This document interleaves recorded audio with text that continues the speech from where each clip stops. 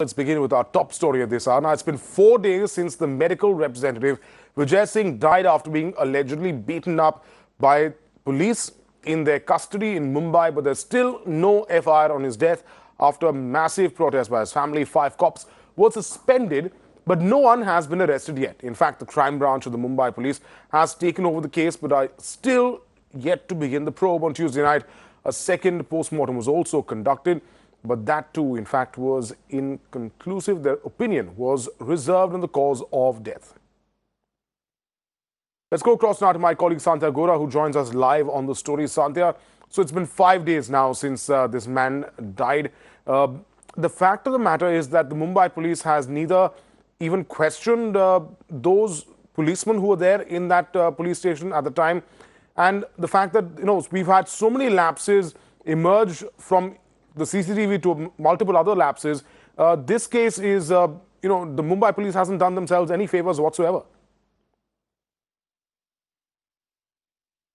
Yes, absolutely, Viren. If we talk about all these lapses point by point, first, there were no CCTV cameras in the police station despite several Supreme Court directions, and in fact, Bombay High Court's order also, which came in 2014, asking state government to install CCTV cameras in all the police stations.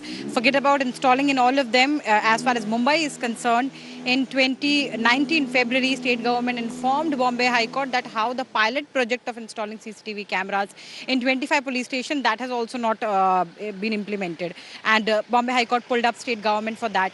Apart from that, as far as registering an FIR is concerned, there is no FIR whatsoever against any of the suspended cops, those 5 cops who were suspended. Apart from FIR also, nobody has been questioned as of now by crime branch. Even the statements of the family members, eyewitnesses and the friends of Vijay who were present there, those statements are also yet to be taken. Crime branch has to say that initially they couldn't take all those statements because the family was busy first with the protest, and second and after that with the cremation, and during that period even crime branch officers were busy maintaining the law and order in the area, followed by the massive protest by the family members and relatives. But as of now, no FIR against those 5 suspended cops, and they are not even questioned by crime branch. Viren. Well, Santi, I also have to ask you about what the Mumbai police plans to do, because now the crime branch has taken over the case.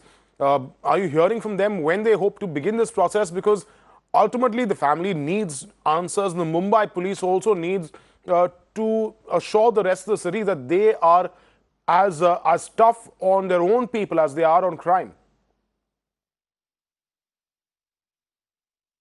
Viren, as far as the crime branch is concerned, they are saying that now with the cremation over and family has settled down, now they will start taking the statements of family and relatives, and after that they will start interrogating, questioning the suspended cops as well.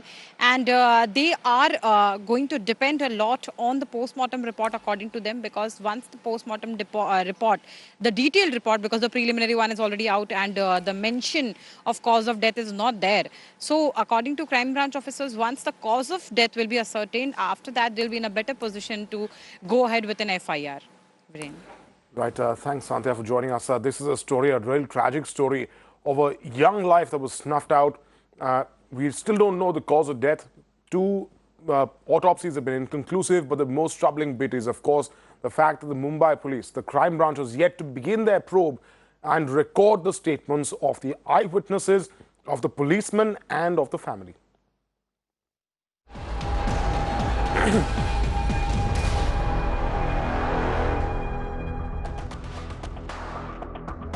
Well, some breaking news now, where Twitter CEO Jack Dorsey has announced that Twitter will ban political advertising on its platform. This will come into effect from the 22nd of November and will apply globally to all election ads and ads related to political issues.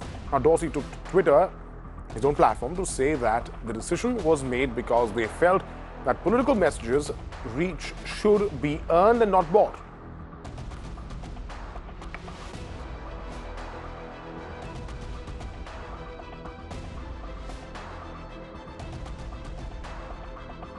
Right, so this is a big announcement, in fact, that has been made by Twitter CEO Jack Dorsey. Remember, there has been consistent questions about political ads on social media accounts, particularly Twitter and Facebook and others that have the ability to reach scores of people, sometimes, in fact, those political messages masquerading as news.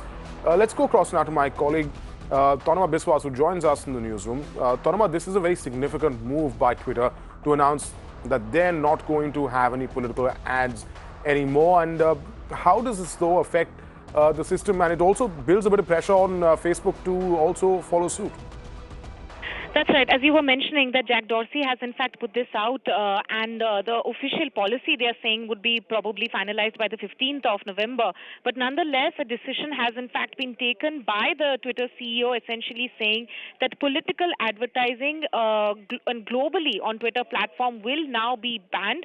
And they are of course saying that there are certain messages, for example, the ones which will encourage people to go out and vote.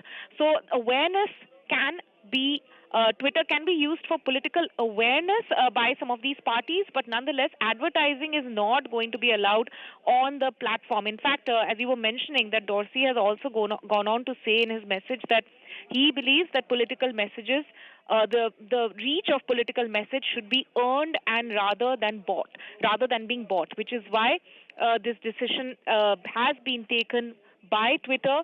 And as we have in fact been seeing that advertising on internet, political advertising on internet has in fact been a very a topic which has in fact been a flashpoint from several quarters. There have been questions raised, especially during heated election campaigns, on the way in which some of these political ads are being used, and social media has also been criticized in the past because of this. Now, we can see that one of the internet giants, Twitter, has in fact taken a stand, and Jack Dorsey himself has given out this long message essentially saying, justifying the reasons behind which Twitter has in fact taken this decision, and that internet political ads, according to him, are presenting entirely new challenges to civic discourse. And in order to, till these challenges are sorted out, he says that this decision has in fact been taken by them. Right. Thanks, Thorama, for joining us.